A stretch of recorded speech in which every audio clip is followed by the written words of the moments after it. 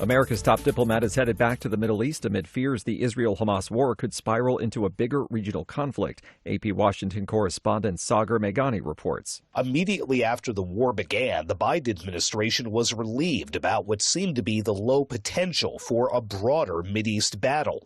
Since then, there have been attacks and assassinations in the Red Sea, Lebanon, Iran, Iraq. So Secretary of State Antony Blinken leaves this weekend for a fourth Mideast visit since the war began 2.5 months ago, with stops from Israel, the West Bank, Turkey, and other nations. We don't expect every conversation on this trip to be easy. Spokesman Matthew Miller says the region's facing both tough issues and choices as the U.S. seeks to avoid a bigger war.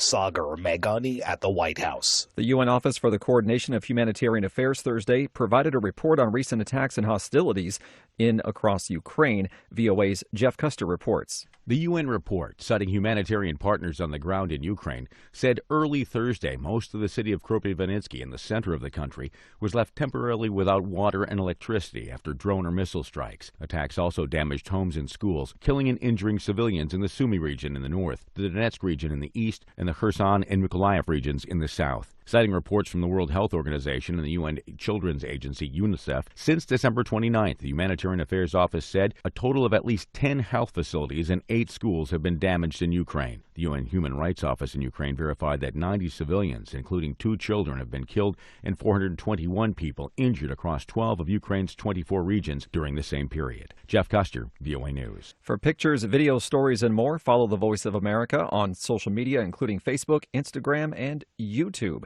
This is VOA News. Several people were wounded on Thursday morning in a shooting at an Iowa high school on the first day of classes after the holiday break, officials said. Zachary Goldman from Reuters. The Dallas County Sheriff said the shooting took place just after 7:30 a.m. local time and resulted in, quote, multiple victims. He said few students and faculty were in the building at the time since classes had not yet begun, which may have minimized the number of victims.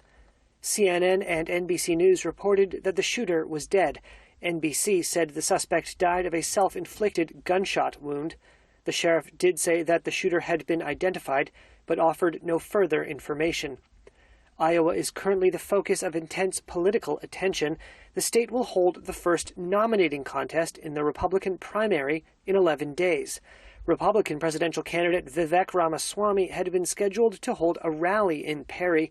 A campaign spokesperson said the event had been changed to a prayer gathering after reports of the shooting. Zachary Goldman from Reuters. The Vatican is insisting there is nothing heretical in the recent move by Pope Francis to allow priests to bless same-sex couples. In a 5-page statement, the Holy See's Office to Safeguard Doctrinal Orthodoxy expressed understanding that some bishops' conferences in the world need more time for, quote, pastoral reflection on the pontiff's formal approval for such blessings. But the Vatican says there is no basis to consider the approval as doctrinally heretical. Still, the statement acknowledged that in some countries where homosexuality can be punished with imprisonment or death, such blessings could be, quote, imprudent.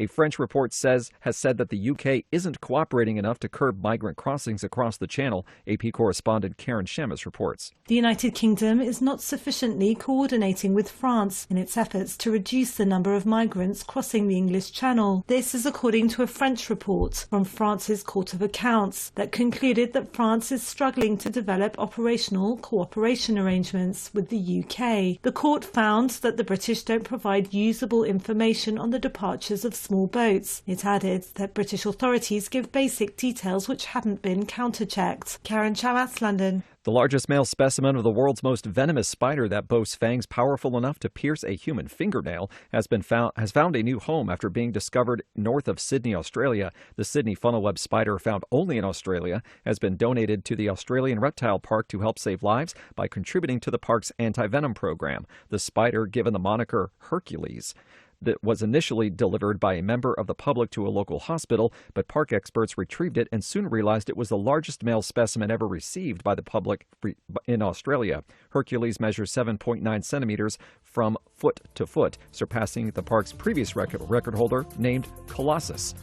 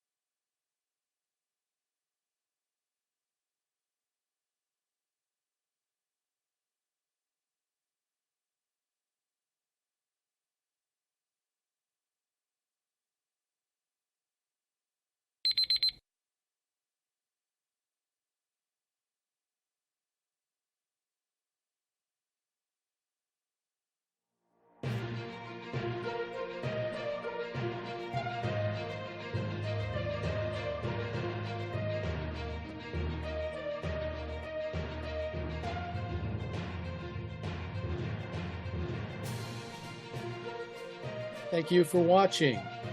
Can you do me a favor? Please leave a comment in the comments section below. That would really help. Thank you, and see you again soon.